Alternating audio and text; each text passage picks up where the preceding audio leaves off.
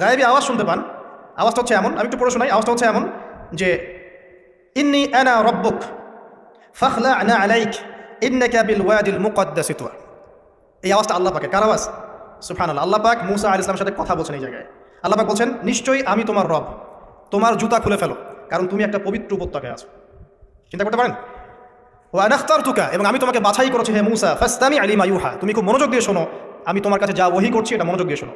ইন্নানি আনা আল্লাহ, নিশ্চয়ই আমি আল্লাহ। আল্লাহ বলছেন ইন্নানি আনা আল্লাহ, নিশ্চয়ই আমি আল্লাহ। লা ইলাহা ইল্লা আনা, আল্লাহ বলছেন আমি ছাড়া কোনো ইলাহ নেই।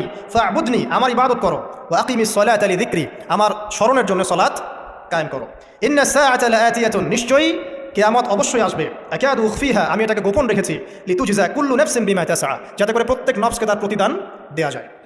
ফালা ইয়াসুদ্দান্নাকা আনহা মান লা ইউমিনু বিহা ওয়াত্তাবা'a হাওয়াহু ফাতারদা, যারা প্রবৃত্তির অনুসরণ করে তারা যেন তোমাকে এই বিষয়টার প্রতি ঈমান আনা থেকে দূরে রাখতে না পারে।